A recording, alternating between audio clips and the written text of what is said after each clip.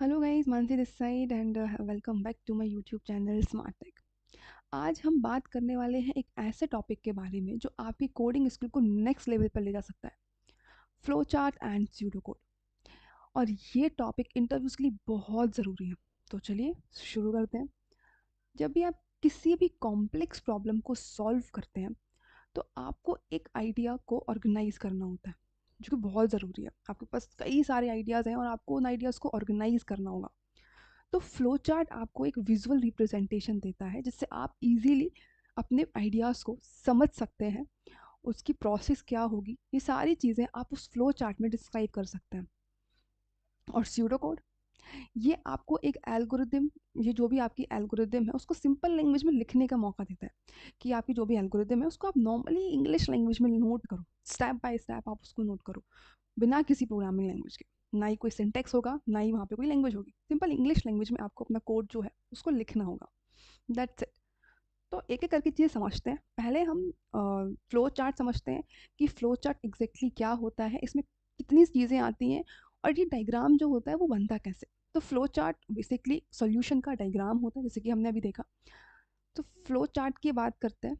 So flow chart the diagram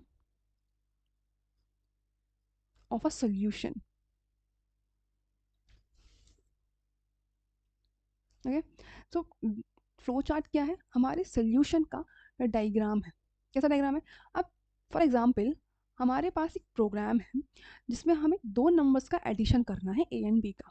ठीक है, हमें क्या करना है, ऐड करना है ए एंड बी को। बेसिक सा प्रोग्राम है, ये हमारा सिंपल सा एक प्रोग्राम है, हमें ऐड करना है ए को और बी को।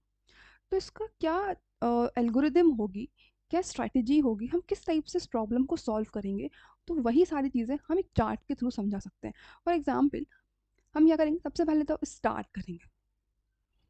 ठीक है, स्टार्ट करने के बाद हम क्या होगा, हमें इनपुट लेना होगा ए का और बी का, sorry A and B. Okay. तो हमें क्या करना होगा, हमें इनपुट लेना होगा कि हमें ए और बी का सम कराना है। तो हम क्या करेंगे, ए और बी एक इनपुट लेंगे। इनपुट लेने के बाद हमें अपनी एल्गोरिदम रन करनी होगी, sum equals to A plus B. ये जो ए और बी हमने इनपुट लिया है इसका हमें क्या कराना होगा, सम कराना होगा। देन नेक्स्ट स्टेप में हम इसे प्रिंट कराएंगे।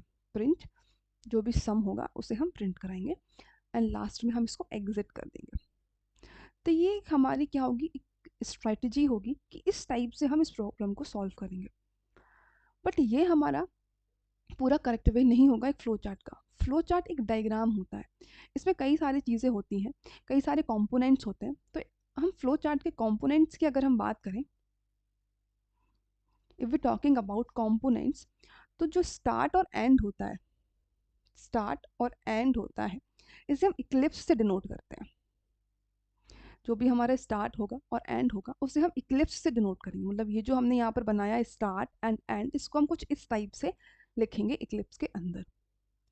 नेक्स्ट हमारे पास जो इनपुट आउटपुट होता है, जो भी हम इनपुट और आउटपुट लेते हैं उसे हम पैरेललोग्राम के अंदर लिखते हैं कुछ इस टाइप से। तो अगर हम इसको बनाएं तो ये कुछ इस टाइप से होगा ये। ठीक है, ये सम भी क्या होगा हमारा, सॉरी ये आउटपुट, प्रिंट जो हम करा रहे हैं ये हमारा आउटपुट है। तो ये भी हमारा एक पैरेललोग्राम के अंदर आएगा कुछ इस टाइप से।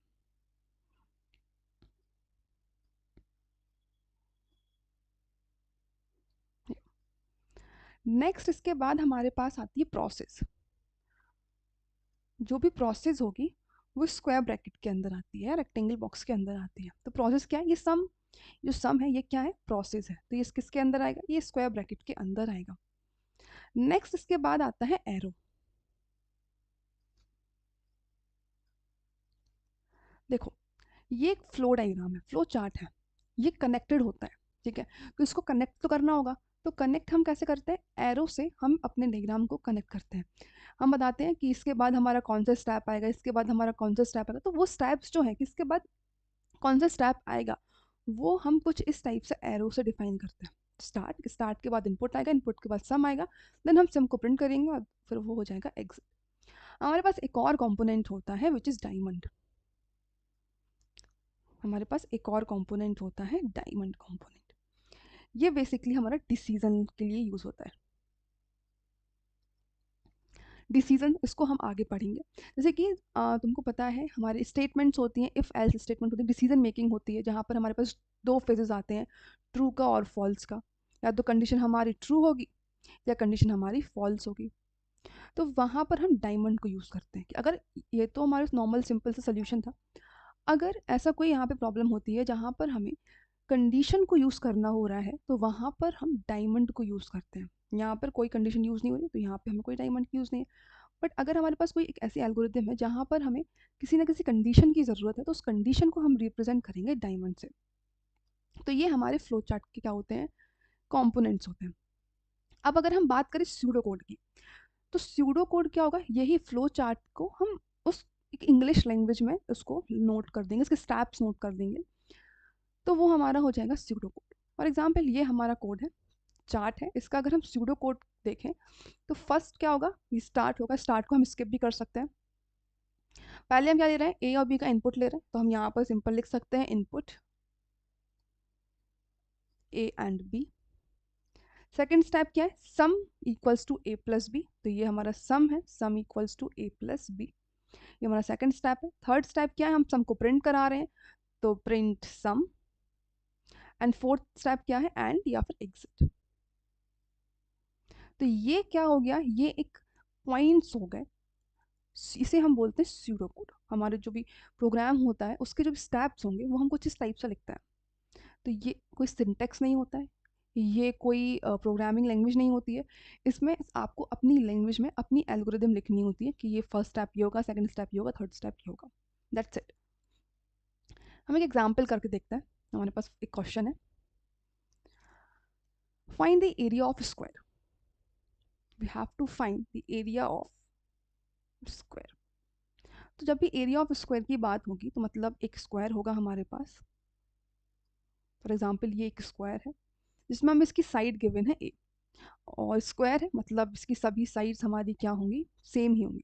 हमने मैथ्स में पढ़ा हुआ है कि जो भी स्क्वायर होता है इसकी जो भी साइड्स होती हैं वो इक्वल होती हैं। तो यहाँ पे एक साइड गिवन है हमारी यहाँ पर ए, मतलब हमें एक इनपुट लेना होगा ए। ठीक है, तो आते हैं इसका पहले फ्लो चार्ट बनाते हैं। क्या बनेगा, सबसे पहले हम क्या करेंगे, इसको स्टार्ट करेंगे। स्टार्ट हो रहा है मतलब क्लिप्स के अंदर जाएगा ये। स्टार्ट होने के बाद हमें क्या लेना है, इनपुट लेना है। क्या इनपुट लेना है, ए। हम कुछ भी ले सकते हैं, ये हमारा इनपुट आ गया। क्या कराना है, हमें एरिया फाइंड करना है। एरिया ये हमारी क्या होगी, प्रोसेस होगी। क्या करना है, एरिया का फॉर्मूला क्या होता है, ए इंटू ए। ये हमारी क्या है, प्रोसेस है।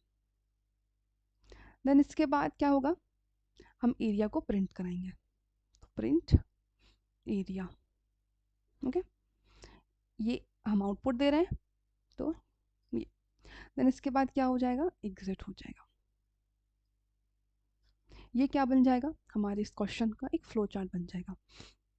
अब अगर इसका ही हम स्यूडो कोड देखें तो हमारे पास सिंपल से स्टेप्स बनेंगे। क्या बनेगा, स्टार्ट को बेसिकली हम स्किप कर देते हैं। इनपुट लेना है हमें, तो इनपुट ए का ए इनपुट लेंगे। सेकंड क्या है, हम एरिया फाइंड कर रहे हैं, so area equals to A into A. Then third step क्या होगा, हम प्रिंट करा रहे हैं एरिया। एंड फोर्थ हम एग्जिट कर रहे हैं। हम हमारे किसी भी प्रॉब्लम को इस टाइप से रिप्रेजेंट करके उसको बहुत ईजी बना सकते हैं। हमारे पास प्रॉब्लम्स हैं, अब डायरेक्ट कोड लिखने की जगह पहले हम इसका स्यूडो कोड लिखते हैं, उसका फ्लो चार्ट बनाते हैं, उसके बाद अगर हम उस प्रॉब्लम को सॉल्व करें तो वो प्रॉब्लम बहुत ईजी हो जाती है। अगर हम इंटरव्यू की बात करें तो तुम लोगों ने देखा होगा कि इंटरव्यूज़ में जो भी हमारा ऑनलाइन असेसमेंट वाला जो भी राउंड होता है उसमें बेसिकली सूडो कोड्स पूछते हैं। तो सूडो कोड कुछ भी नहीं होता है, सिंपल हमारे प्रोग्राम का एक रिप्रेजेंटेशन होता है। हम उस कोड को किस टाइप से सॉल्व कर सकते हैं, प्रॉब्लम किस टाइप से हमारा सॉल्व होगा, उसके नॉर्मल स्टेप्स होंगे जो कि कोई प्रोग्रामिंग लैंग्वेज से नहीं होता है, नॉर्मल इंग्लिश लैंग्वेज से होता है, नॉर्मल इंग्लिश लाइक लैंग्वेज होती है, और उसको कोई भी ईजिली रीड कर सकता है। तो इसमें इतना ज़्यादा पैनिक की कोई बात नहीं है, बहुत सिंपल है। अगर आपको ये वीडियो पसंद आया हो तो प्लीज़ इसे लाइक करें और सब्सक्राइब करें फॉर मोर कोडिंग टिप्स, और कमेंट से बताएं आप अपने प्रोजेक्ट को प्लान करने के लिए कौन से टूल को इस्तेमाल करते हैं। Thank you.